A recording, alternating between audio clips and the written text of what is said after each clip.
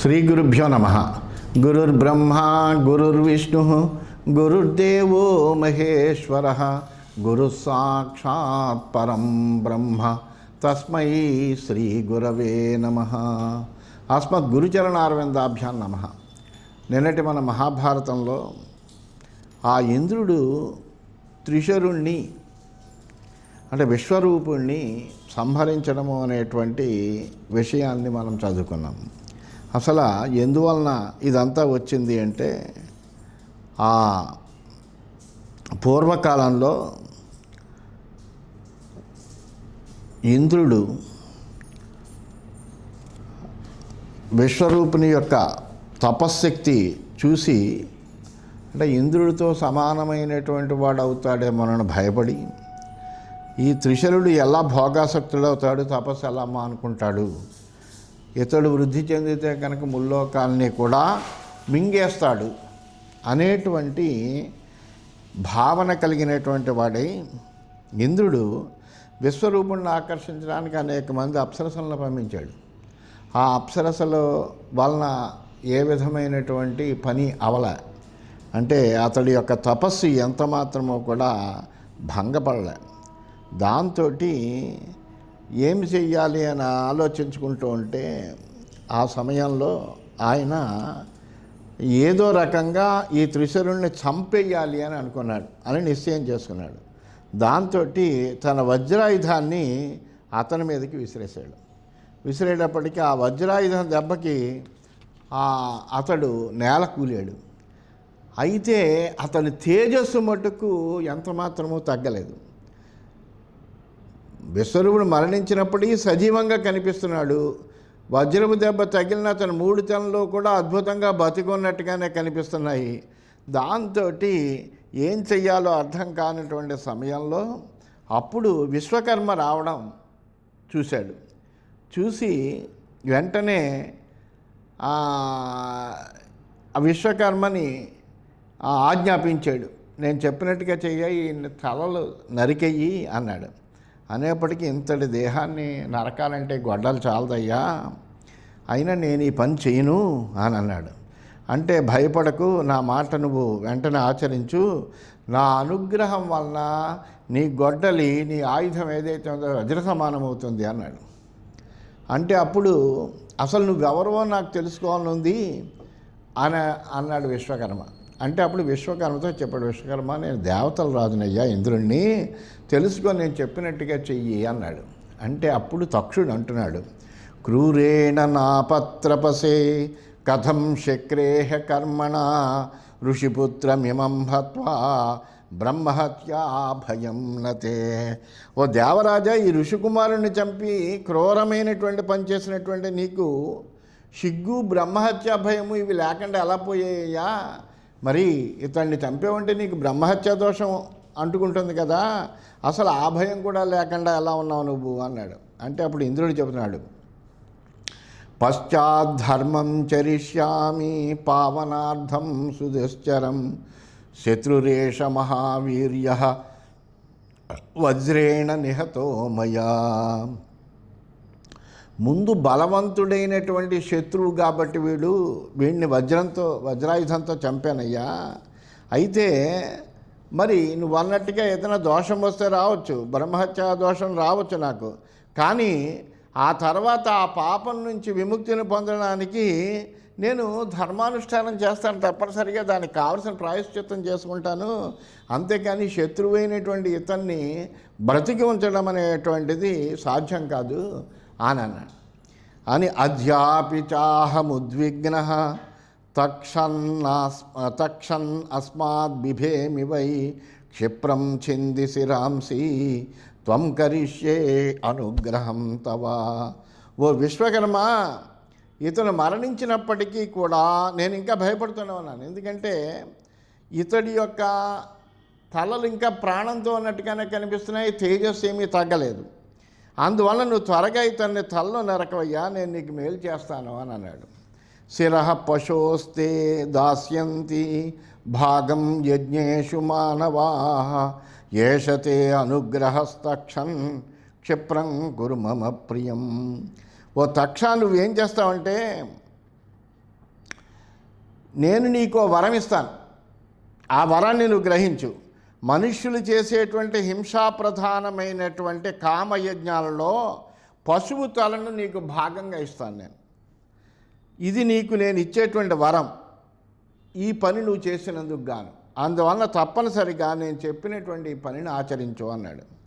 అనేటప్పటికీ ఏతచ్ఛ్రుత్వాతు తక్షాస మహేంద్ర వచనాత్తదా శిరాంస్యస త్రిశరస కుఠారేణాచ్ఛనత్తదా. ఆ మహేంద్రుడి యొక్క మాటలు విన్నాడు. వినేటప్పటికీ తక్షుడికప్పుడు కొంత ఉపశమనం కలిగింది. ఆహో, మనకు మంచి వరాన్ని ఇస్తున్నాడు అని ఆలోచించినటువంటి వాడే ఆ విశ్వకర్మ తన ఆజ్ఞను అనుసరించి ఆ త్రిశరుని యొక్క 3 తలలను కూడా గండ్రగొడ్డలతో నరికేశాడు.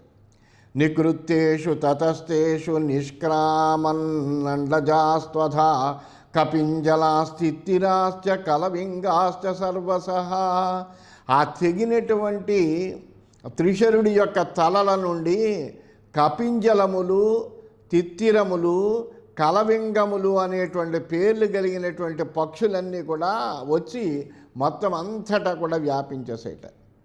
ఈ కపింజలం అంటే నల్ల తిత్తిరి పక్షులు, తిత్తిరములంటే మామూలు బూడిద రంగులో ఉండేటువంటి తిత్తిరి పక్షులను, ఇలా ఇవన్నీ కూడా వచ్చి మొత్తం అంతా కూడా వ్యాపించేసేట. ఏన వేదానధీతే స్మ పిబతే సోమమేవ చ తస్మాద్ వక్త్రాద్ వినిశ్చేరు క్షిప్రం తస్య కపింజలాః. విశ్వరూపుడు ఏ ముఖంతో అయితే వేదాధ్యయనం చేసేవాడో, సోమరసపానం చేసాడో, ఆ ముఖం నుండి కపింజల పక్షులు బయటకు వచ్చేట ఒక్కసారిగా. ఏన సర్వా దిశో రాజన్ పిబన్నివ నిరీక్షతే తస్మాద్ వక్త్రాత్ వినిశ్చేరు తిత్తిరాస్తస్య పాండవా. అలాగే త్రిశూలుడు ఏ ముఖంతో దిక్కులన్నింటినీ కూడా తాగుతున్నట్టు చూశాడో ఆ ముఖం నుండి తిత్తిరి పక్షులు వెలువడ్డాయట. యత్ సురాపంతు తస్యాసీద్వక్త్రం త్రిశరసస్తదా కలవింగా సముత్పేతు శ్యానాస్య భరతర్షభ. అలాగే ఆ త్రిశరుడు సురాపానం చేసినటువంటి ఏ ముఖమైతే ఉందో 3వ ముఖము, ఆ 3వ ముఖం నుండి కలవింగ పక్షులు, గ్రద్దలు బయటికి వచ్చేట. ఈ విధంగా 3 ముఖాల్లోంచి 3 రకములైనటువంటి పక్షులన్నీ కూడా బయటకు వచ్చాయి. తతస్థేషు నికృత్తేషు. అయితే మనకు ఒక సందేహం కలుగుతుంది, ఏమిటంటే వీడు బ్రాహ్మణుడు కదా, బ్రాహ్మణుడు అయినటువంటి వాడు సురాపానం చేయడం ఏంటి? ఈ సురాపానం చేస్తే కనుక బ్రాహ్మణత్వం ఉండదు కదా, అది దోషం కదా, వేదాధ్యయనం చేస్తున్నాడు అని అంటారేమోనంటే అప్పుడు చెబుతున్నాడు, ఈ కథ ఏనాడైతే జరిగిందో అప్పటికి సురాపానానికి శుక్రశాపం లేదు. శుక్రుని యొక్క శాపం వల్ల సురాపానం అనేటువంటిది దోషంగా పరిణమించింది.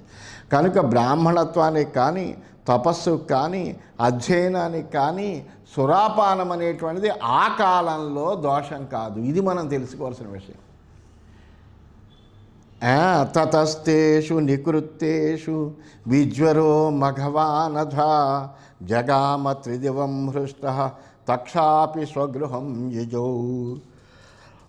ఆ విశ్వరూపుడి యొక్క తలలను విశ్వకర్మ నరగ్గానే ఇంద్రుడికి అమ్మయ్య అనిపించింది. ఎందుకంటే ఆ శత్రువు బలపడితే కనుక చాలా ప్రమాదం. వాడు ఏకంగా ఇంద్ర పదవికే మోసం చేసేటట్టు వాడు. అందువలన వాడు ఇంద్ర పదవి కావాలంటే తన పదవి పోతుంది. అందువలన ఎప్పుడైతే విశ్వకర్మ ఆ విశ్వరూపుడు తలను నరికేశాడో వాడి యొక్క ప్రాణాలు సంపూర్ణంగా పోయాయో అప్పుడు ఇంద్రుడు హాయిగా ఉన్నాడు. అప్పుడు స్వర్గానికి వెళ్ళాడు. విశ్వకర్మ కూడా సంతోషంగా తన ఇంటికి వెళ్ళాడు. తక్షాపి స్వగృహం గత్వా నైవ శంసతి కస్యచిత్ అధైనం నాభిజానంతి వర్షమేకం తథాగతం అధ సంవత్సరే పూర్ణే భూతాః పశుపతేః ప్రభో సమాక్రోశంత మఘవాన్న ప్రభుర్బ్రహ్మః ఇతి. తత ఇంద్రో వ్రతం ఘోరం అచరత్ పాకశాసనః తపసా చ స సంయుక్తః సహ దేవైర్మరుద్గణైః సముద్రేషు పృథివ్యాం చ వనస్పతిషు స్త్రీషు చ విభజ్య బ్రహ్మహత్యాం చ తాన్ వరైరప్యయోజయేత్ వరదస్తు వరం దత్వా పృథివ్యై సాగరాయ చ వనస్పతిభ్య స్త్రీభ్యశ్చ బ్రహ్మహత్యాం నునోదతాం తతస్తు శుద్ధో భగవాన్ దేవైర్లోకైశ్చ పూజితః ఇంద్రస్థానముపాతిష్టత్ పూజ్యమానో మహర్షిభిః. అయితే విశ్వకర్మ ఇంటికి వెళ్ళిపోయాడు. ఈ జరిగినటువంటి సంగతి ఎవరికి చెప్పలేదు. ఎవరికి తెలియకుండానే 1 సంవత్సరం గడిచింది. అప్పుడు పరమేశ్వరుడి యొక్క భూతగణాలన్నీ కూడా మా ప్రభువైనటువంటి ఇంద్రుడు బ్రహ్మహంత అంటూ ఆకర్షించాయి. దాంతో ఇంద్రుడు ఏం చేయాలి, బ్రహ్మహత్యా దోషం పట్టుకుంది ఇంద్రుడికి. ఈ బ్రహ్మహత్యా దోషాన్ని విడిపించుకోవాలి, దానికి ప్రాయశ్చిత్తం చేసుకోవాలి, ఏం చెయ్యాలి అని ఆలోచించాడు. దాంతో తీవ్రమైనటువంటి వ్రతం చేసేట. దేవతలు మరుద్గణాలతో కలిసి తపస్సు చేశాడు. ఈ బ్రహ్మహత్యా దోషాన్ని, తనకు సంప్రాప్తించినటువంటి బ్రహ్మహత్యా దోషం ఏదైతే ఉందో అది సముద్రాలకు, భూమికి, వృక్షాలకు, స్త్రీలకు కూడా పంచాడు. ఆ జలంలో ఉండేటువంటి, సముద్రంలో ఉండేటువంటి, జలంలో ఉండేటువంటి నురుగు ఏదైతే ఉందో అది బ్రహ్మహత్యా స్వరూపమైనటువంటిది. అందువలన ఆ విధంగా దానికి అటువంటి ఆ దోషాన్ని, అలాగే భూమిలో ఊషర క్షేత్రం అంటే ఎందుకు పనికిరానటువంటి చవిటి నేలలు ఉంటాయి. ఈ చవిటి నేలల్లో అంటే అటువంటి దాని యందు ఈ బ్రహ్మహత్యా దోషం. అలాగే వృక్షాలకి ఆ జిగురు కారుతూ ఉంటుంది ఏదైనా దెబ్బ తగిలినప్పుడు, అటువంటి ఆ జిగురులో బ్రహ్మహత్యా దోషము. అలాగే స్త్రీలకు రజోరూపమైనటువంటి బ్రహ్మహత్యా దోషాన్ని ఆ రూపంగా పంచాడు. పంచి వాళ్ళందరికీ కూడా వరాలు ఇచ్చాడు. ఏదైతే ఉందో వాళ్ళందరికీ కూడా వరాలు ఇచ్చాడు. వరాలు ఇచ్చి వాళ్ళని చాలా ఈ బ్రహ్మహత్యా దోషం ఈ నలుగురికి సమానంగా పంచినటువంటి వాడై వాళ్ళకి బ్రహ్మహత్యా దోషాన్ని స్వీకరించినందుకు గాను వరాలనిచ్చి వాళ్ళలో తనకు ఉండేటువంటి బ్రహ్మహత్యా దోషాన్ని పోగొట్టుకున్నాడు. ఈ విధంగా పరిశుద్ధుడయ్యాడు. దేవతలు, మహర్షులు, లోకాలు అన్నిటి పూజల్ని మళ్ళీ అందుకుని తన యొక్క సింహాసనాన్ని ఇంద్రుడు మళ్ళీ అధిష్ఠించాడు. ఈ వృక్షాలు ఏవైతే నరికినప్పటికీ మళ్ళీ పుట్టేటువంటి, మళ్ళీ అంటే ఆ కొమ్మలు పెరిగి చిగుర్చేటువంటి వరం దానికిచ్చాడు. అట్లాగే కేవలం నురుగులోనే ఉంటుంది కాబట్టి ఆ నురుగును తీసేస్తే చాలు, ఆ మిగిలినటువంటిది అంతా కూడా శుద్ధి అయినటువంటి జలానికి పరిశుద్ధమైనటువంటి స్థితిని అలా ఇచ్చాడు. అట్లాగే భూమి ఊషర క్షేత్రం ఏ దేశమైనప్పటికీ కూడా అలాగా కప్పబెట్టి మళ్ళీ అది మామూలుగా అయిపోతూ ఉంటుంది. అందువలన అటువంటి వరాన్ని భూమికి ఇచ్చాడు. అలాగే స్త్రీలకు సంతానం కలిగేటువంటి ఆ వరాన్ని ఇచ్చాడు. ఈ విధంగా వీళ్ళందరికీ కూడా కొంత వరాలు ఇచ్చి తన యొక్క బ్రహ్మహత్యా దోషాన్ని వాళ్ళకి పంచినటువంటి వాడై తాను పరిశుద్ధుడై మళ్ళీ దేవేంద్రుడిగా తన సింహాసనాన్ని ఆయన అధిష్ఠించాడు. ఈ విధంగా మేనే కృతార్థమాత్మానం హత్వా శత్రుం సురారిహ త్వష్టా ప్రజాపతి శ్రుత్వా శక్రేణాధ హతం శృతం. అయితే రాక్షసాన్ని నాశనం చేశాడు, తన శత్రువైనటువంటి విశ్వరూపుణ్ణి చంపేశాడు. చంపి తాను కృతార్థుడయ్యాడని అనుకున్నాడు, ఆనందంతో ఉన్నాడు. కానీ అక్కడ త్వష్ట ప్రజాపతి తన పుత్రుడు చనిపోయాడని, తన పుత్రుడు ఇంద్రునిచే చంపబడ్డాడని విని ఆయనకి కోపం వచ్చింది ఆ ప్రజాపతికి. దాంతో అతడు క్రోధంతో ఈ విధంగా అంటున్నట్ట, తప్యమానం తపో నిత్యం క్షాంతం దాంతం జితేంద్రియం వినాపరాధేన యతపుత్రం హింసితవాన్ మమ. ఒక్కో పురాణంలోనూ ఒక్కొక్క రకంగా ఈ కథాంశం అనేటువంటిది ఉంది. ఈ విశ్వరూపుణ్ణి దేవతలు తమకి పురోహితుడిగా స్వీకరించి కొంతకాలము బృహస్పతి లేనటువంటి సమయంలో అప్పుడు ఆయన యజ్ఞయాగాదులు చేస్తున్నప్పుడు రాక్షసులకు కూడా ఆవిర్భాగాన్ని ఇస్తున్నాడని ఇంద్రుడు వజ్రాయుధంతో విశ్వరూపుడి యొక్క తలను నరికేశాడని భాగవతంలో ఉంటుంది. భారతంలో ఈ విధంగా మనం ఇప్పుడు చదివిన విధంగా ఉంది. ఆ కల్పాలను బట్టి ఆ కథా వస్తువుల్లో కొద్దిగా మార్పులు ఉండడం అనేటువంటిది సహజం. అట్లాగే ఇప్పుడు ఈ త్వష్ట ప్రజాపతికి కోపం వచ్చింది. ఎందుకంటే మంచి ఓర్పు కలిగినటువంటి వాడు, నిగ్రహం కలిగినటువంటి వాళ్ళు, ఇంద్రియాలను జయించి ఎప్పుడూ తపస్సు చేస్తూ ఏ తప్పు చేయనటువంటి వాడే విశ్వరూపుడు అతన్ని ఎందుకని హింసించాడు? తస్మాత్ చక్ర వినాశాయ వృత్రముత్పాదయామ్యహం లోకాపశ్యంతు మే వీర్యం తపస్స బలమహం. దాంతో ఎందుకని ఇంద్రుడు ఈ విధంగా చేశాడో, ఇంద్రుడు ఇలా చేసాడు కాబట్టి ఇంద్రుడి నాశనం కొరకు నేను వృత్రుణ్ణి అనేటువంటి వాడిని సృష్టిస్తాను. లోకాలన్నిటికీ కూడా నా పరాక్రమము తపస్సు యొక్క బలము చూపించాలి అనుకున్నాడు. దాంతో ఈ లోకాలన్నీ కూడా తప్పనిసరిగా నా పరాక్రమం ఎటువంటిదో, నా తపస్సు యొక్క మహాబలం ఎటువంటిదో చూస్తాయి అన్నాడు.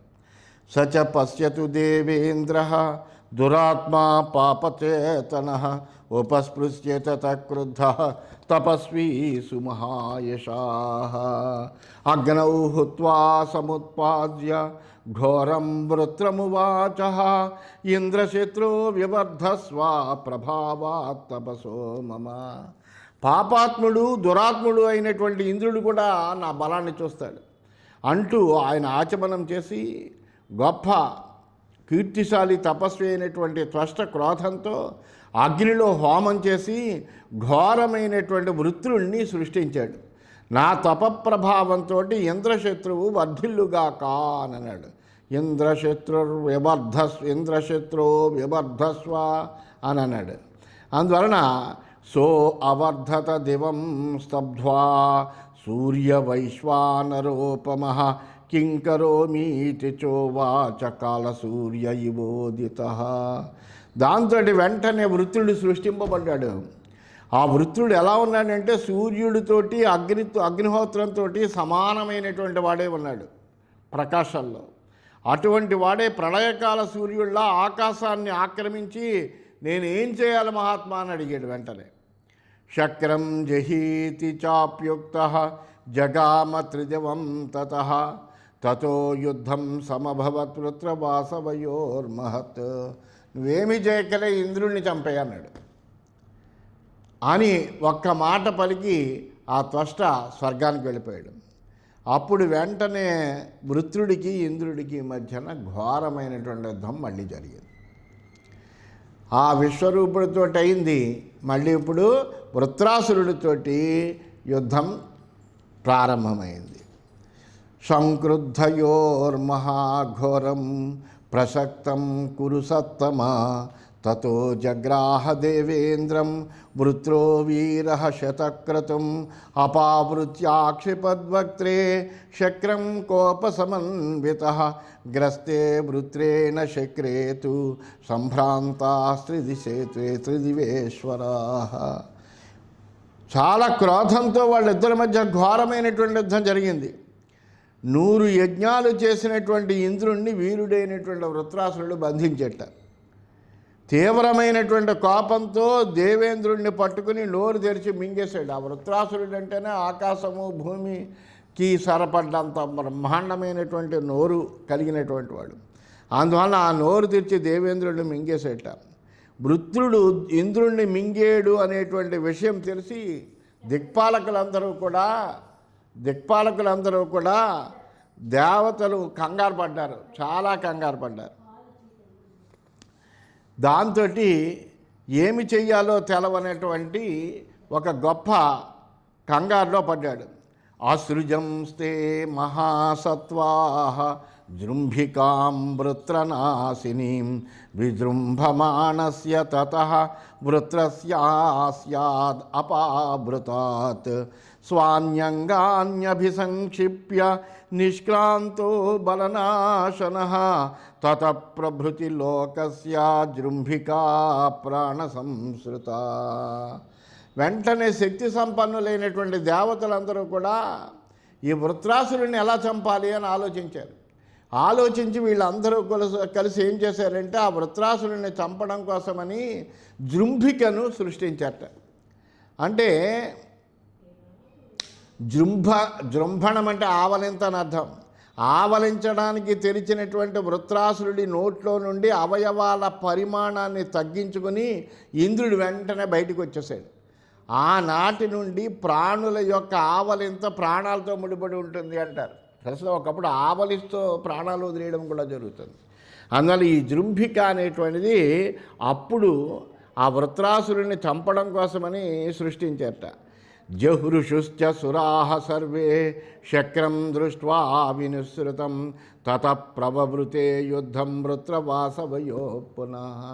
ఎప్పుడైతే అతడు ముఖం నుంచి మళ్ళీ బయటకు వచ్చాడో ఈ ఇంద్రుడు, వెంటనే ఆ ఇంద్రుడిని చూసి దేవతలు ఆనందించారు. మళ్ళీ వృత్రాసురుడు యుద్ధానికి వచ్చాడు. వృత్రాసురుడికి ఇంద్రుడికి మధ్యన యుద్ధం కొనసాగింది. సంరబ్ధయోస్తదా ఘోరం సుచిరం భరతర్షభ యథా వ్యవర్ధతరణే వృత్రో బలసమన్వితః త్వష్టుస్తేజో బలావిద్ధ తదా శక్రోన్యవర్తత నివృత్తే చ తదా దేవాః విషాదమగమన్ పరం. ఓ భరతశ్రేష్ఠ, ఇదంతా శల్యుడు చెబుతున్నాడు ధర్మరాజుకో, ధర్మరాజా, ఈ వృత్రాసుర దేవేంద్రుడు కొనసాగుతున్నటువంటి భయంకరమైన యుద్ధంలో వృత్రుడు బలసమన్వితుడై వృద్ధి చెందుతున్నాడు. త్వష్ట తేజోబలంతో దెబ్బతిన్నటువంటి ఇంద్రుడు వెనక్కి తిరిగాడు ఓటమితో. అది చూసి మళ్ళీ దేవతలందరూ కూడా చాలా కంగారు పడ్డారయ్యా. సమేత్య సహ శక్రేణ త్వష్టుస్తేజో విమోహితాః ఆమంత్రయత తే సర్వే మునిభిః సహ భారత కింకుర్యామితి వై రాజన్ విచించ భయమోహితాః జగ్ముః సర్వే మహాత్మానం మనోభిర్విష్ణుమవ్యయం ఉపవిష్టా మందరాగ్రే సర్వే వృత్రవధేప్సవః. ఓ ధర్మరాజా, ఈ త్వష్టు తేజో రూపమైనటువంటి వృత్రాసురుని దెబ్బకు ఇంద్రుడు చాలా కలత చెందాడు. దేవతలు మహర్షులు అందరూ కూర్చుని ఏం చెయ్యాలి అని సమావేశమయ్యి ఆలోచించి ఈ వృత్రాసుర సంహారం కోసం మనం మహావిష్ణువుని ఆశ్రయించాలి అని అనుకుని మనోరూపంగా మహావిష్ణువుని ఆశ్రయించి మందర పర్వత శిఖరం మీద కూర్చొని ప్రార్థన చేశారట. ఈ విధంగా ఆలోచన చేశారు. ఇది శ్రీమన్మహాభారతే ఉద్యోగ పర్వణి సేనోద్యోగ పర్వణి ఇంద్ర విజయో నామ నవమోధ్యాయః. ఈ విధంగా శ్రీమన్మహాభారతంలో ఉద్యోగ పర్వంలో సేనోద్యోగ పర్వం అనే ఉపపర్వంలో ఇంద్ర విజయం అనేటువంటి 9వ అధ్యాయం పూర్తయిందని తెలియజేస్తూ స్వస్తి.